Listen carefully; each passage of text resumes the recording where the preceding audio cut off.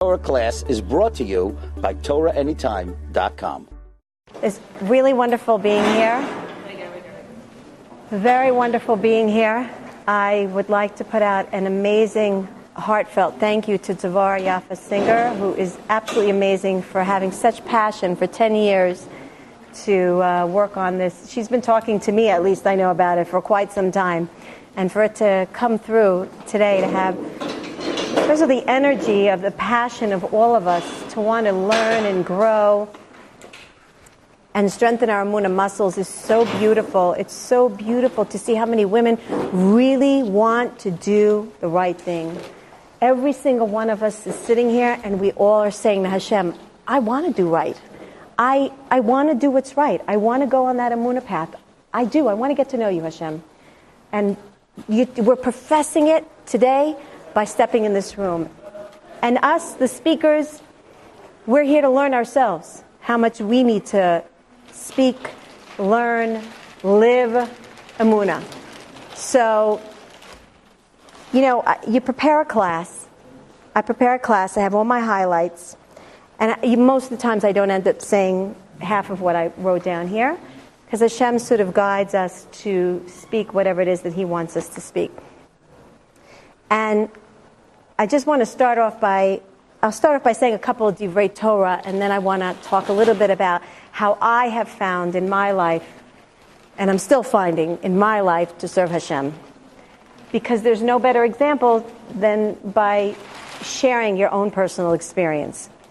So, coming out of Parashat B'Shalach, Be'ezrat Hashem, slowly getting the energy of Parashat Yitro, we read in the Parsha about the war of Amalek, and Rashi explains very specifically what Hashem teaches through the Torah, where he writes in the Torah, Nishba HaKadosh Baruch Hu, she'en shmo shalem, ve'en kiso shalem, I'm going to translate, ad she'imche shmo shel Amalek kulo. Hashem's name is not whole, Hashem's name is not perfect, until the last speck and bit of the name and the essence of Amalek is not totally removed and annihilated from existence. And Rashi continues to explain, who is this Amalek? So this Amalek was basically, he was a man. He was a man born out of a woman who was bitter, who had her mind set on marrying into the bloodline of Yaakov Avinu, and because she didn't have her way, she injected in her children, particularly Amalek, you will fight my revenge. But I know there's bracha. I know there's bracha in the lifeline of Yaakov Avinu. So wait. Wait for that moment of weakness. Wait for that moment where their eyes will not be Su'u Marom Enechem. Shema is Su'u Marom Enechem, the first three letters of the pasuk. Wait until their eyes are not lifted on. Wait until they're just a little bit weak in Emuna. And that's when you go in and you can fight them. And you can possibly get hold of them. And Rashi brings down that it's basically a psychological warfare. Amalek waits for that moment where our Emuna will be just a tad bit shaky, and he brings in the suffix. He brings in the doubt. Yeah, I would love to have water. Thank you so much. And what does it mean, this moment of weakness? This moment of weakness, as the Bet Aaron of Karlin, he beautifully describes, and he says, what does the Yetzer Hara really want? He doesn't want the transgression. He's not interested in the transgression. There are plenty of people who are doing transgressions. What he wants is that moment of downtrodden despair, anguish that follows after a person has, God forbid, strayed from the path of their inner essence. And he waits for that moment of weakness where a person's going to say to themselves, and Whoever knows the Daily Dose of Emuna knows that I'm very, very, very passionate about the whole idea of emotional health. I speak extensively. In fact, there's almost every single class right now that I've been given at least for the past years, all about emotional health. Because if we're not emotionally healthy, if we don't emotionally love ourselves, if we aren't willing to forgive ourselves, if we aren't really connected to our chalak eloka mimal, if we really don't understand, this is not just Baba Maisa. We are carrying a piece of godliness. Do you get it? There's a piece of God in us. Do we contemplate this? Do we think about it? Do we touch it? Do we attempt to touch it? That's why we're here. We want to touch it. We want to grasp it. We want to understand it. We want to welcome it into our lives. And the only way to do that is to peel away those layers of weaknesses, of I'm not forgiving myself, I'm not worthy. Who am I that Hashem cares about what I have to say? Fair, look, I've been davening, he hasn't been paying attention to anything. And the seemingly, and that's what the Rebbe of Karlin Zatzal is saying, he's saying, Amalek waits for that moment, that sadness, that, I'm good for nothing, I'm not worth it, Hashem doesn't want me anymore. And that's when he comes in. And that's the moment of weakness where he just tears us down.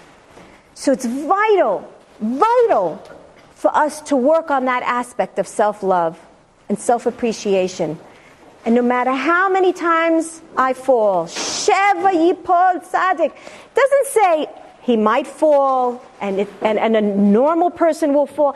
Sheva Yipol who? A Tzadik. A tzaddik cannot be a tzaddik unless he falls 7 times. Why 7?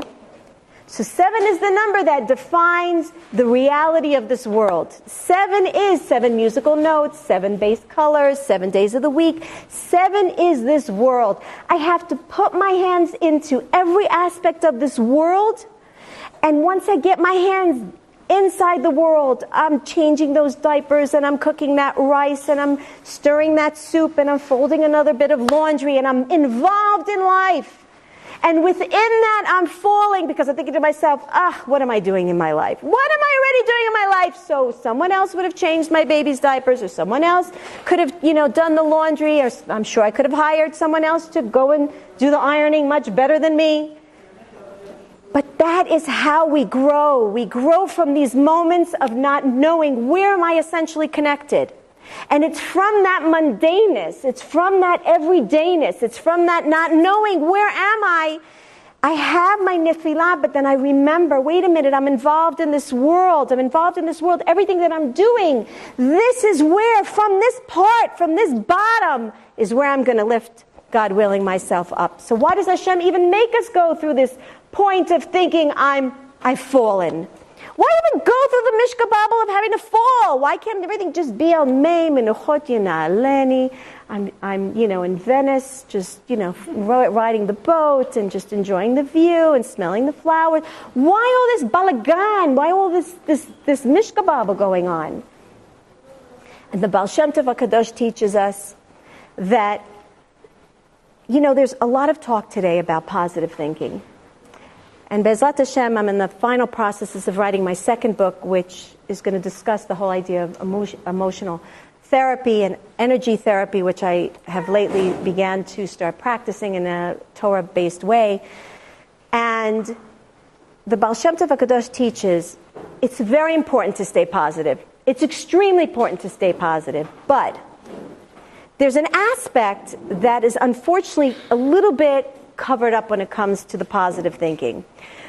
The world screams out, think positive, you can do it, everything's great, you have it in you, you can battle everything. And the Torah, the Baal Shem Tov teaches, and I quote, Va'anochi tola'at velo ish, I'm a worm and I'm not even a human being. Ta'iti kiseh oved, I have strayed from my path. I'm like a lost little sheep, I can't even find my way. Hashem hatzila nafshi misfat sheker. Hashem saved me from speaking words of falsehood. That's not positive thinking. How is it that David HaMelech is speaking about all these downfalls of the human condition? Where's the positive? Where am I supposed to lift myself up? From where am I supposed to hold on to if all I'm doing is making mistakes and falling astray and feeling like I'm worth nothing? And the Baal Shem Tov HaKadosh writes, wherever you feel that lacking, wherever you feel that hole in your soul, that you feel that you are incomplete, great! Now take that hole and stuff godly light into it. It's from that place of not having everything, of not being in that essential wholeness of where I want to be. It's in that place of lacking that the yearning is born. It's only from a place of ratzon. And I teach a ratzon chabura, God willing. I'm opening up a new class starting May online.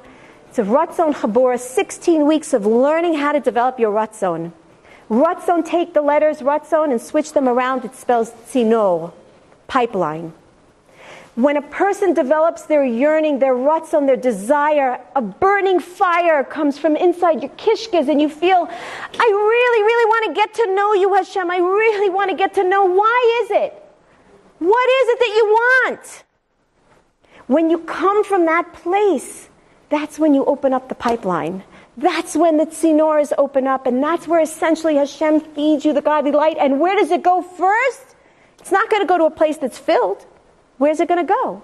It needs to go in a place that's empty. But it can only come from your ratzon. And so a person who stops desiring to want to do good essentially doesn't have the schut, doesn't have the opening to have that space to allow the godly light and healing to come through and heal our ailing souls. And so why does Hashem do this? Because Hashem says, listen, if you're going to have everything that you want in life, I want to see you get up from your couch.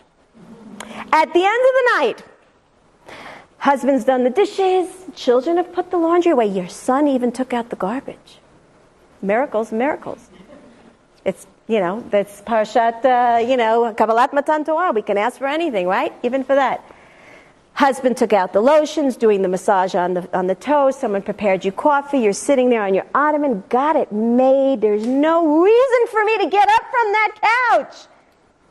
And Hashem says, if you have everything that you want in life, where's the movement going to come from? Where is the ratzon going to come from? If you have everything that you need and you don't want anything else, then what's going to make you move? If I have to go to the bathroom, if I need more sugar in my coffee, maybe. A little extra massage over here, you missed the spot, honey.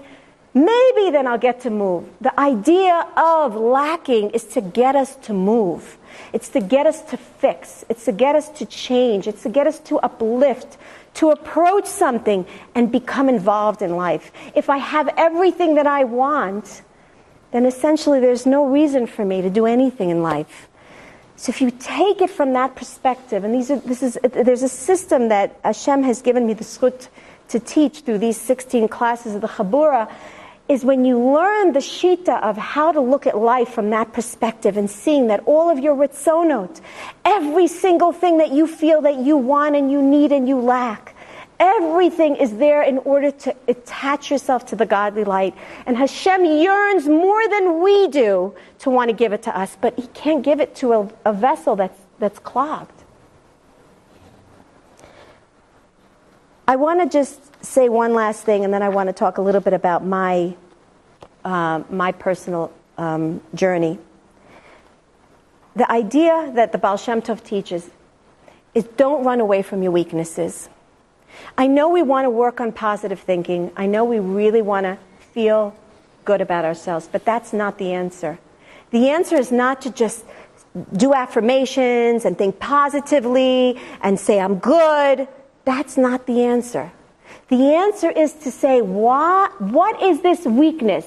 What is this that I'm experiencing right now? What is Hashem pushing me? What is His ratzon? What is He pushing me to do from this place of weakness?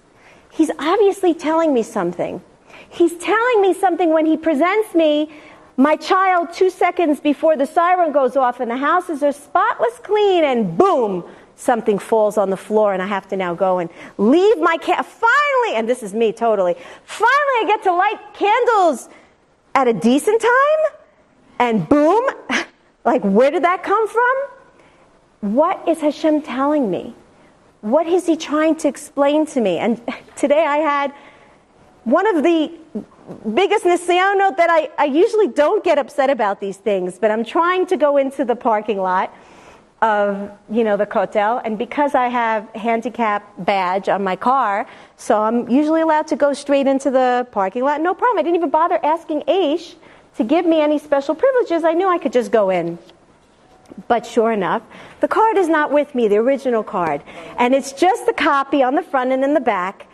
And the guy in the guard is, show me, where's your, I'm like, this is all I have, and my heart is already like, Enod milvado, Enod milvado. I don't see anybody, I don't see nobody in front of me, I see only you, Hashem. And he's looking at my registration, and he says to me, your name is not on the registration. I said, but that's my husband. He says, but that's Zeloat, that's not you. And I'm like trying to explain to him, and I'm explaining to him, I'm teaching here in Aish, and I have bags, and I have a cane, and I need, please, nothing. I do my sivuv, go around, looking for parking, couldn't find it. And my car made its way back to him again. I really did not. I was actually said, I'm going to go and find something else. And my car made its way back. He looked at me and he says, Lo yazor lach klum. Nothing's going to help. I'm telling you, nothing can help. I have yesh li takanon. I have the laws. I'm enforced by the greater supreme authority of Aish and whatever, the kotel, and you can't come in. And I started crying. I literally started crying. And I looked at Hashem. I said, those tears, they're not for him. They're for you. I said, I want to make sure that Hashem doesn't think I'm crying to him. No, these are not tears. So don't, Hashem, don't get mixed up. They're your tears. They're not for him. But the tears started coming out. And I'm going to soon tell you why, because I was very emotional, because it's something that happened to me yesterday. Anyway, long story short, miracle of miracles, somehow or another, this one comes out from the Aish, from the maintenance, and they let me in, and my car is parked right over here, thank God. From the moment of weakness, if I wasn't in that space, how would I know to reach out to Hashem? So I could start doing all my personal, positive affirmations, and I love myself no matter what, and I teach energy healing, so I could do my tapping and my EFT and all the tapping of the world. But unless I bring Hashem into my space, unless I recognize that there is a deep message here that Hashem is trying to tell me here, I want to know what you're communicating to me through this guy. This guy is teaching me something. What do you teach? What am I supposed to learn? Not to get angry at him, to love him and judge him in favor? Sure, that's a check. Maybe to work on my anger. And I wouldn't know that I have this anger issue unless you brought me someone who pushed that button and go, there you go, there's that anger. You see, you thought you were clean from that anger, but now you know you've got anger, babe. You better start taking care of it. And I wouldn't know that unless this guard came in front of me and said to me, I can get you angry, No, me, Emuna? You can't get me angry. Oh yeah, I'll get you angry. And yeah, my blood was nice and boiling. And so these are the moments where we get a chance to attach ourselves back and say, okay, Hashem, I realize you're testing me, you're pushing me, you want me to grow. And it's only through the resistance. It's only through the resistance that I get to grow. So I'm actually, I'll stop here for a moment because first of all, if anybody wants to sign in to get the daily dose of Emuna that didn't sign before, yes. You just said about becoming a vessel. Is there like a school that just gives you how to become a vessel to receive more? So the Rav Ashlog HaKadosh, the latest commentator from the Zohar HaKadosh, the Baal Sulam HaKadosh, teaches us there's only one kli. There's only one way of making yourself a kli, a vessel, and that's only through your ratzon. The only way that we can become a vessel to receive divine light is only if I have a desire to want to receive. The fact is, I don't want to get too much involved there because I'd like to talk about other things, but the bottom line is if I didn't have this inner desire to receive from Hashem, then He would want to give and I wouldn't be able to receive it. The idea is to constantly clean out my vessel and yearn to receive. But there's a whole system behind receiving. You have to receive it for the purpose of being the conduit, being that tzinor, being that pipeline to pass it through the system. You Okay, but essentially that's the vessel. The vessel is to constantly desire. That's why when a person is down on themselves and says, oh, Hashem doesn't want anymore, I'm not going to even bother. You've essentially closed your kli. You've essentially put a lid on your vessel and said, that's it, I'm not capable of getting, the godly light. So, Motzei Shabbat Be'ezrat Hashem, I'm going to do a Sudat Hodaya, and I'm going to, God willing, go a little bit more into the story. Baruch Hashem, we all have miracles. We all have miracles that we can live through. But I'll begin to tell a little bit about my miracle. So, there's history of cancer in my family, and about 2 weeks ago, I started developing difficulty in swallowing. Now, I'm diagnosed with multiple sclerosis, so I've had this before where I've had problems swallowing. And about 7 years ago, I had problems swallowing, and I was in the middle of a relapse. And essentially, in order to rule out anything else, my doctor said to me, let's do an ultrasound in your throat area and your thyroid area, just make sure that everything is okay.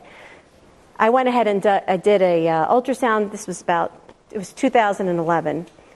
And they found 2 cysts by my thyroid. And one of them was right away ruled out that it's fine, it's liquidy, there's no problem. The other one was is situated very, very close to my vocal cords. And the doctor in Hadassah said, if I go in and do a biopsy, I'm really scared I'm going to puncture your vocal cords. I'd say let's just wait a year, come back, and let's do follow-up once a year. 7 years passed, and I had not done anything about it. And it was in the back of my mind all the time, but I had my MS relapses, and I had things to do, and, it's one of those things you choose to forget about. And so 2 weeks ago, I'm having problems swallowing. My father had thyroid cancer. My sister had thyroid cancer. And I go to my doctor, and the doctor says, we can't ignore it. You've got to go to the doctor, and we've got to rule this out. So all of last week, I'm literally in the sky. I'm not in the ground, and I'm not in Shemaim. I'm waiting for this test that I did yesterday. And obviously you could tell if I'm doing a Sudat Hodaya, you can already tell the end of the story. But to explain what happened was basically all of last week, I tried to learn and live the book that Hashem gave me the schmutz to write. I tried to turn around my life. And I started looking at the message. I said, Erev Shabbos, I couldn't stop crying. I said, Hashem, I know there's a diamond here. I know it. And you're not going to convince me otherwise. And you could take my thyroid and you can give me, God forbid, whatever it is I need to go through. But my Emuna, you're not taking away from me. And I said to Hashem, I said, there's a diamond here. I can't see it. I don't know what you're trying to tell me. And I finally got up and I thanked Hashem for giving me the tvuna, the consciousness, the awareness of knowing that there was something very, very vital missing in my life. And it's through this shaking up tsunami that Hashem was trying to say to me something. Now, 2 weeks prior to that, I was just getting over an MS relapse that I hadn't had for 2 years. It was the first time since I've been diagnosed that for 2 years I had no relapses. Mamash, miracle after miracle. And I went through this relapse without even having to go through steroids, which is not heard of because I would always have to go through a dose of heavy dose steroids. And that passed. It finally passed. I thought I learned what I needed to learn, and then boom, this came. And the whole week I'm churning around. I know there's something good here. I don't care what Amalek wants to teach me or tell me. I'm not going to fall into his hands. There is something good here. Whatever it is, if it means that I'm planning a U.S. speaking tour in April, I said, I'll postpone. Whatever it is, I know there were 3 choices given to me here. That's what I said to Hashem. There were 3 choices given to me. There was this, and there was 2 others. And the 2 others were much worse. You gave me the better of the 3. And I knew that. In my kishkas, I knew it.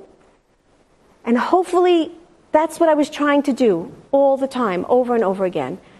So I go into Hadassah yesterday, and it's the same doctor, the same Arab doctor, and the same assistant. And I'm lying there on in the hospital, and he looks at me and he says to me, so, Gveret, Where were you? 6-7 years. Yeah, he remembered. Well, he read my file. Yeah, I don't think he remembered my blue eyes or anything like that. He must have read my file. Anyway, so I said to him, I was really scared to come. He says, oh, I didn't know if maybe you went to someone else. I said, no, I wasn't so much of a heroine. I didn't go anywhere else. So he goes and he starts, putting checking me out. Now, there were two of them. One was smaller and one was bigger. He goes and checks it out, and he turns to the lady, to the assistant, and he says to her, he says, Ani, wow, ze lo sham. It's not there. It's gone. And I'm like, okay, great, one down, another one. Okay, let's Hashem and milvado. And I'm all the time. I keep looking. I'm like, no doctors here. I'm in Gan Eden right now. I'm in Shemayim. I'm with you, Hashem. There's nothing here. There's mamish. There's nothing here. It's only you, and whatever it is, you're going to get me through this. I don't care. I know you're going to get me through this. I don't have the koach to do this. You're going to get me through this. As he's going and he's checking out the other one, he turns to the nurse and he says to her, Ani lo ma'amin. I can't believe it. And he turns to me and he says, do you know how lucky you are? He says, 6 years you haven't come here. 6 years you have so much luck that you are lying here as you are today. 6 years you have not been following up on this goosh, on this growth that you have in your thyroid.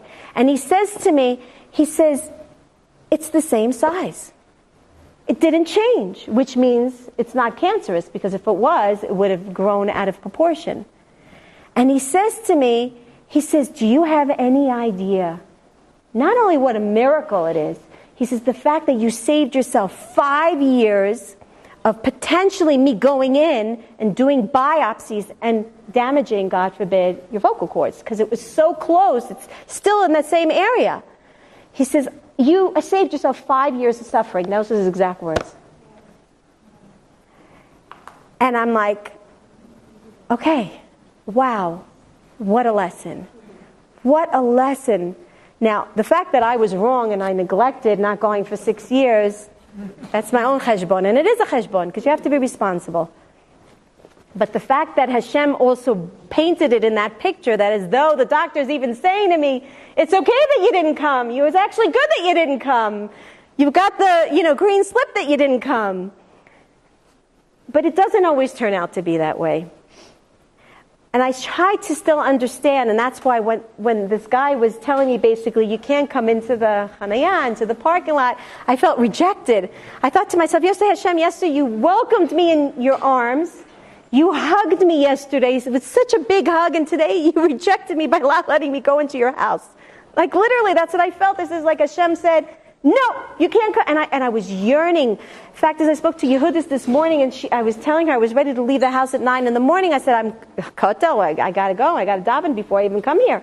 I don't have to teach till 12. I'm definitely going to go and daven before. And it was like, I felt like Hashem rejected me. Like Hashem, you don't even want my tefillos. You don't even want me to touch, and I didn't touch the wall even yet. You don't even want me to touch the wall. And then I realized this is one more place where Hashem wants my yearning. He wants my ratzon. He doesn't want me to give up. He wants me to say, after the class, you're going to rush over, you're going to give me a hug, and then you can go home. But I needed that churning inside of you. I needed to know how much you really wanted me. How much did you really want to say thank you to me? And that, hopefully, I was able to show him by the tsar, by the sadness that I had inside of me, that I was as if rejected from entering Hashem's house because who knows where I would have parked. I realized that that's what Hashem, that's what you want from me. From that moment of weakness, I still am going to find you. And that's essentially the serving Hashem in all the situations, is that even if you feel pushed away and you feel rejected, no, the positive thinking comes in the place where you say, Hashem, the reason why I feel maybe rejected and I feel this hole in my heart and I feel like I haven't been a good girl is because you want me to just, you just want me like a baby, unconditionally, who's loved by her mother. The love is concealed in motherhood. You just want me to lie on you and just give myself to you. And that's the process to some degree that I went through last week. I just surrendered everything to Hashem. I said, that's it.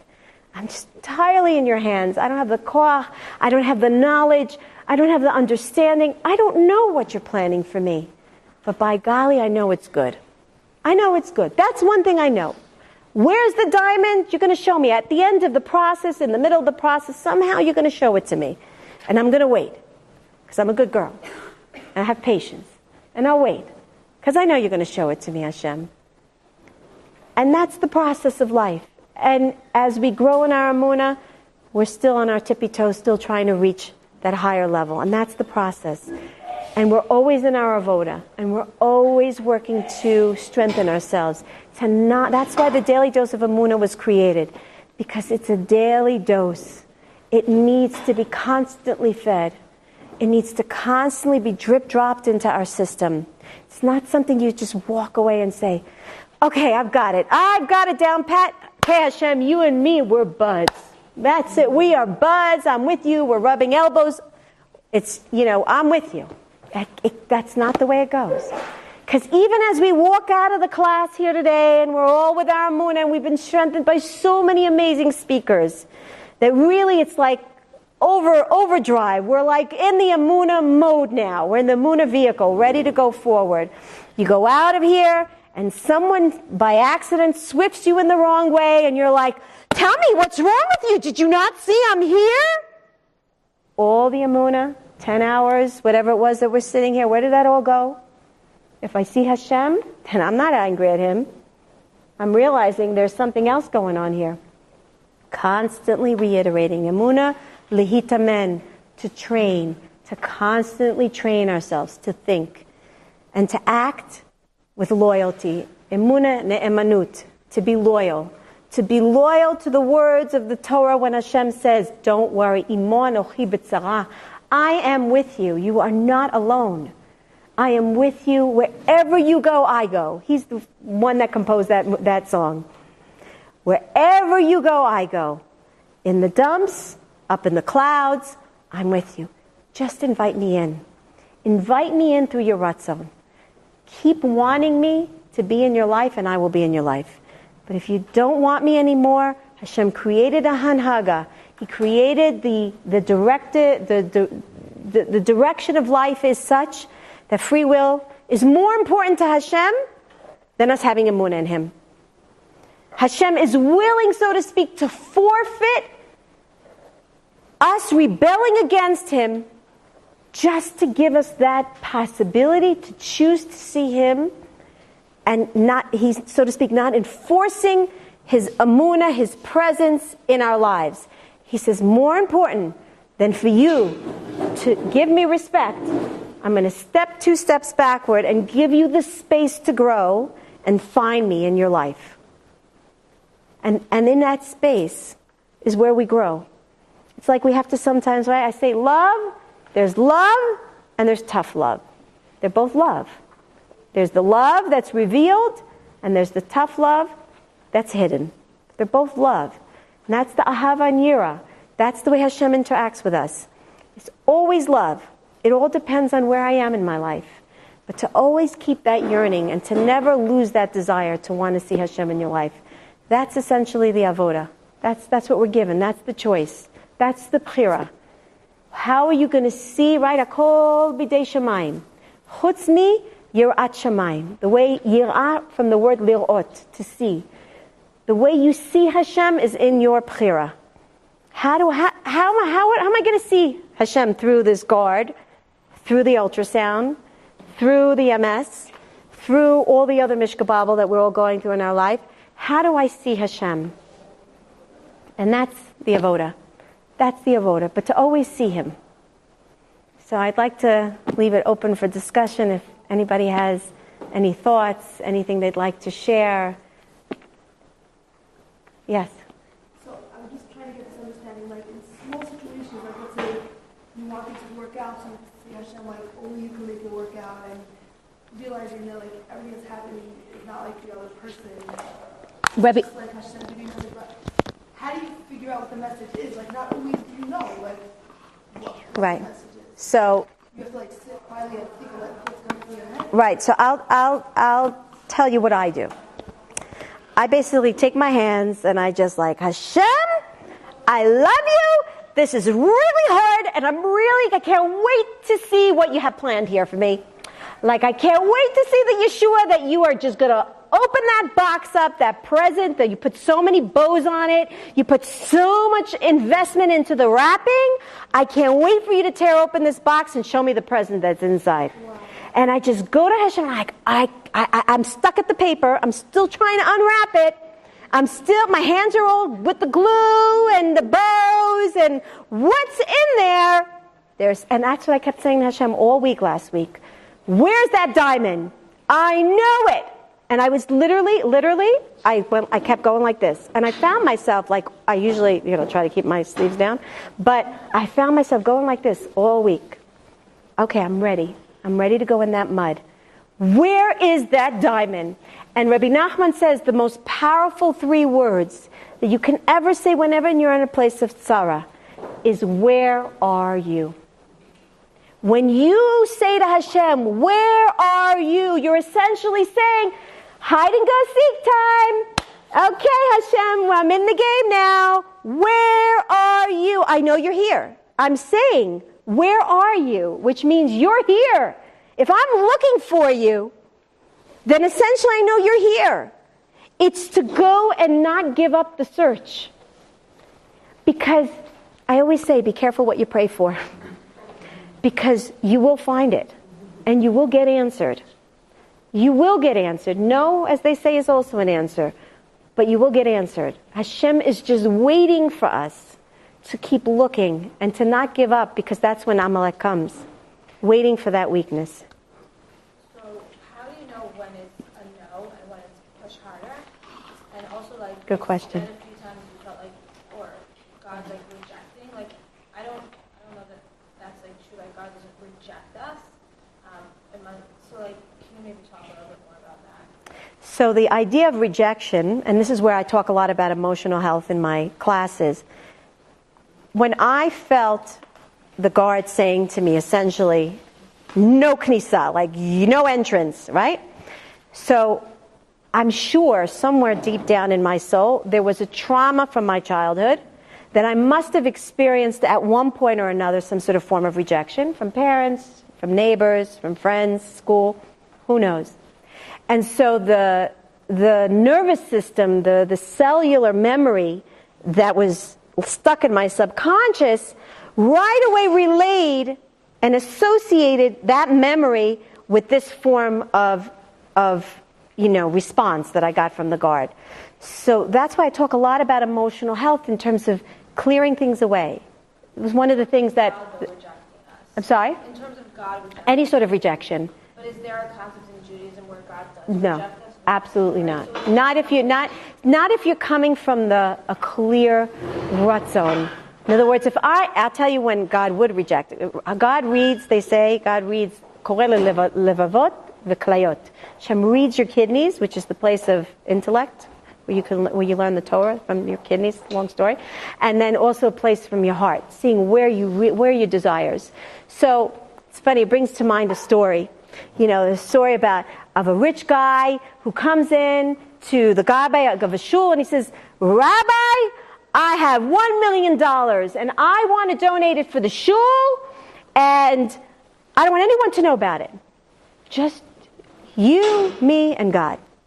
Nobody. I don't want my name and lights, nothing. After 120 years, the guy goes up to Shemayim, and God says to him, hey, so how was it down there? Did you do some mitzvahs? Did you do some stuff? How was your experience? Come share it with me. And the guy says, there's 2 options of a response.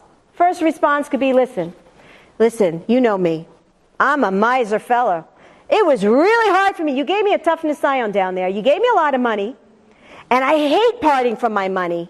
I hated giving tzedakah, but I did it because I realized the money's not mine. And you know what? When I gave those $1 million, I meant it. This was for you, because it's not my money. God's really impressed. Second version. The guy comes up to Shemayim and says, you know what, God? Do you know what I did for you?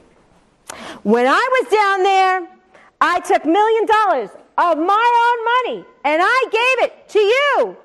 And I didn't even gain anything out of it. So here we are, you could be doing something thinking that everything is L'Shem Shamayim. When essentially Hashem, He's the only one that really knows what's there. So if there's something that I'm going through in life, essentially Hashem is saying to me, there's a little schmutz right there. Now what happens if you want to put two pieces of paper together and there's a little grain of sand in between, no matter how much glue you put on there, there's something there that's stopping full like the full bonding. If there's a little schmutz that's stopping me from having an experience with Hashem, then there could be a feeling of rejection, but it's not really rejection. Hashem says, wait a minute, there's something else that needs to be cleaned off. Clean that off, and then we can bond. So if there's a moment of rejection, I should break away from the emotional response, and I should say, there must be something there that I need to adjust. There's like an adjustment. It's like, when you hear the noise, you're putting something together and there's still something like ding-a-ding and something still not like running properly. You go back in there and you readjust it. So it's the same thing. I need to readjust something, the way I think, the way I'm responding, the way I'm going at.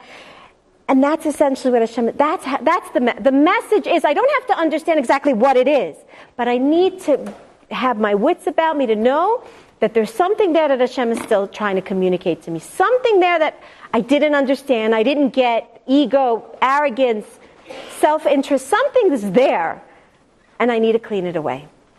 Polishing act. No, when like you said, it could sometimes be no. So how do you know when it's no, where you have to clean off, or where you just have to push harder? Right. So that's a whole class on Emuna and Hishtadlut. But as a whole, my axiom for something like that is Emuna is about accepting today and praying for a better tomorrow. Whatever it is that I'm going through right now, I'm sending 50 resumes for a job. I really am looking for a job and I need parnasa. I really need parnasa. So I'm going out, bless you, I'm going out and I'm doing my hishtadlus and I'm doing everything. I'm accepting where I am today. I'm accepting that today at this hour, at 2:30, 2:45, I should be going. At 2:45, I'm here. This is where you want me to be. You didn't want me to go into the kotel this morning for whatever reason it is. But I'm still going to continue. I'm going to pray. I'm going to do my hishtadlus. But I'm not going to give up. I'm still praying. Praying is still a form of hishtadlus. It's the form of hishtadlus. I'm still going to keep trying. But I'm not going to become an emotional wreck. If I become an emotional wreck over it, then I've sacrificed a little bit of my emuna. So I'm accepting it. I know that here's where I need to be right now, but I'm still moving forward. Yes. Yeah, I really connected to when you said, where are you? Because after the Chet, Hashem says to Adam, Ayeka. And I think perhaps that word itself is a lesson, that when there is distance, the first question, if Hashem asks, right, very clearly knew right, where Adam was and says Ayeka, then I guess that's a lesson for us. And the other thing was the thing about imunim. So it's interesting because as you were saying that I had heard this recently from as being told by Sherry Mendel, who I met, and you all know who Sherry Mendel was, the one whose son was so horribly killed when he was around his bar mitzvah time, and they started camps for people or whatever. She's made amazing things, and she's the one who said this. And imunim means you got to keep working at it, because any exercise is to get a great look at, being fit, but you can't stop. And so I wanted to connect this, that what works for me, and that it's partially what you said, is when I see the people who have Emuna and who've gone through, God only knows what. You had the father whose whole family was wiped out in Brooklyn. You had the grandmother of the fire just now. And you meet people and write books after, and I say, my gosh, who? I guess we could do it. We could do it. I don't have, and I must be able to do it. We can all do it. That's really what makes me believe that I'm going to have Emuna. I can't have it. Thank you. I want to end off by just, do you have a question? So I'm listening to what you said, and I don't understand how these people deal with it, but the question, a friend of mine recently shared with me that she found that her adult child, who is now in a mental institution, that when he was a kid, he was raped, and all these years she didn't know. Wow. So how do you deal with the Emuna? How do you deal with that at that home?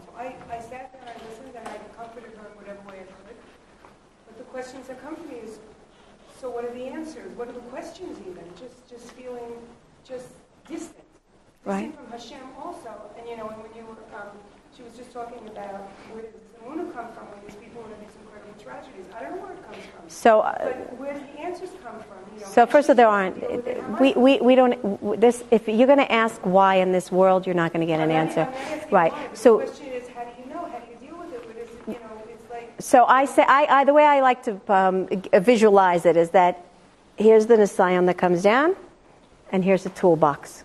And there's what? A toolbox. Hashem says, listen, till now, you were an amateur.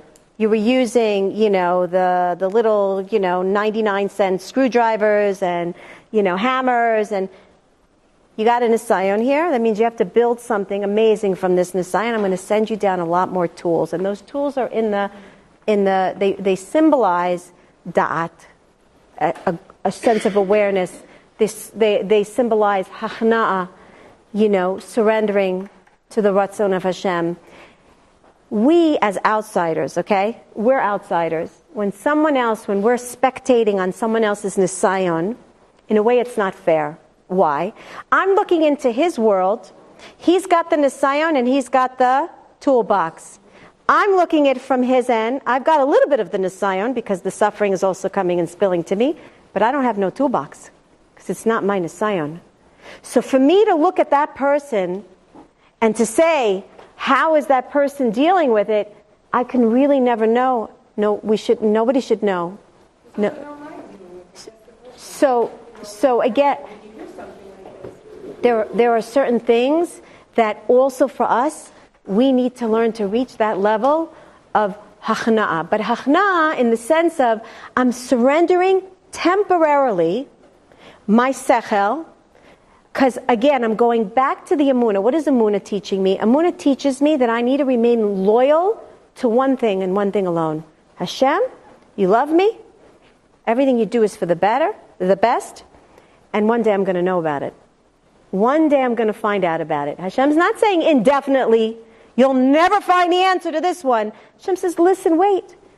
Right now, you're not in that position. You're not in that position to know. So Hashem... Those are the, so to speak, the three stages.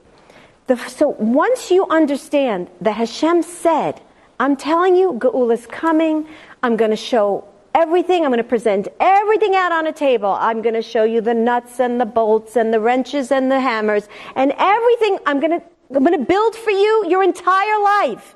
And you're going to see it totally from a different place, because remember again, I love the idea of the aliens. The aliens come down on Earth and they want to show them around, to the Earth, and they bring them first to the hospital and they're behind the screen of the operating room and they see all that's going on and they're like, oh my gosh, they're cutting this person open, and we are not looking at it from the proper eyes. There has to be that hachna, there has to be that level of humility of saying, I'm a toddler.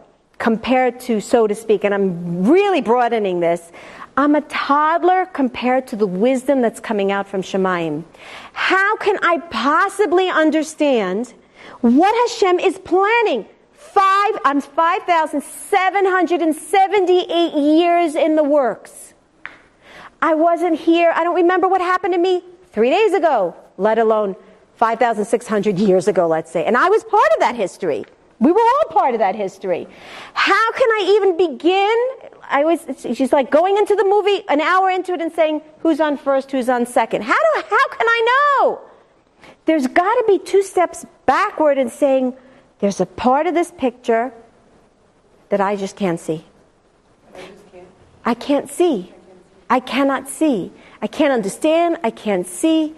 And so I'm taking the humble stage and I'm saying, but one thing I do know. Emuna is embedded in knowledge. One thing I know, it's written in the Torah. You love me? It's all good? Geula is coming?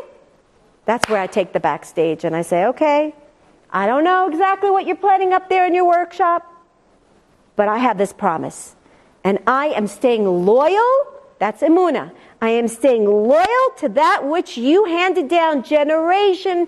Parashat Yitro. That's what we're going to do. That's what we're going to do the Shabbos. We're going to remind ourselves we were there, We heard it with our own ears. We saw it with our own eyes. We know that Hashem He's planning everything for the best. How, what, where? There's got to be that level of hiddenness for us to have the bchira. And I'm going to just say one thing, how heartfelt it is. There's something in that soul that needed this healing process. There's a healing process going on within this person as well. How painful it is, how tragic and heartbreaking it is. There has to be. It has to be. It can't be otherwise, because it's a promise from Hashem. It has to be for an ultimate good. Somehow or another, some sort of form of healing is going on in that person's soul. I'm going to end off by just saying one thing that I overheard from, I'm almost sure it's Rebbetzin Bird. If everyone knows the story about her husband who had passed away on his 40th birthday. Rebbetzin Bird. And she tells the story of, she was asked many times over. She suddenly got to realize what an amazing tzaddik her husband, Zichrono Livracha, was only after the Shiva. I mean, she knew, but she didn't know how amazing of a neshama he was. And at one point she was asked the question, you don't have any sfekot, you don't have any doubts in your mind? 40th birthday, the 40 days of tefillot in the kotel he instituted in his name. You don't have any thought, like, why? There's no question. And she says, listen, I'm going to go far-fetched here. I'm paraphrasing this, yeah. I'm going to go far-fetched here, and I'm going to just say, let's just say that in a past lifetime, I went through the Holocaust. And let's just say that I went through the Holocaust and I left all of the derech of Torah because of all the tragedies and the horrific things that I went through in my life. And let's just say that when I went through everything that I went through, I not only didn't believe in God, but I actually convinced others to leave the path of Judaism, and I dedicated my life to making sure that people would leave the derech of Torah. And I went up to Shemaim, and in Shemaim I was shown, all the answers were presented in front of me, and I had the shock of my life, and I realized what I had done. And I was sent back down here into the world to sort of go through somewhat of the same type of nisayon, of experiencing what I would consider, logic mind would consider to be unfair and unjust. No logical explanation could be a big enough Band-Aid to cover up the wound of an aching heart. And now I have an opportunity to do the exact opposite than what I did in my past life. And finally stand in front of all of the people that are coming out to me and trying to convince me to, so to speak, leave the derech and to profess my word of saying this is unjust and unfair. And now I have an opportunity to stand in front of everyone and say, no, there is a God, He is good, and I know that something here everything is done by divine calculation. Everything is tzadikata Hashem kol ha'ba'alai. Everything is just. Hashgacha is till the little bit. Everything. We don't know. Now, call that a moment of awakening that she had. I feel like that was definitely a moment of prophecy, that she was given that ability to see back into her life of what was. But essentially, we don't know. But we all signed on a spiritual contract before we came down here. And we all promised and swore. It's the only time you're allowed to swear, by the way. We swore before Hashem when we signed on that dotted line, I swear I will live with Emuna. I swear that I will justify everything that comes upon me. And we did it. From that moment of enlightenment, we knew what we were heading towards. We knew the nisyonet at the age of 40. Hashem said, when you're 49, you're going to go to the kotel and you're going to feel rejected. And I'm telling you now, you got to work through those emotions and not think about your childhood and remember that I'm here. And yeah, Hashem, I'll remember. And then you come down and you're like, what did I say that day? Like, what was I thinking when I signed on that dotted line? Yeah, we all knew it. And at one point, we're going to know it again. So just know, we're all here in a test, and Hashem wants us to keep remembering that He's here, and He is. And He's in every single one of us. And just go in there and look for Him, and don't give up. And Bezrat Hashem, you'll find Him. Thank you so much. Thank you. You've just experienced another Torah class brought to you by TorahAnytime.com.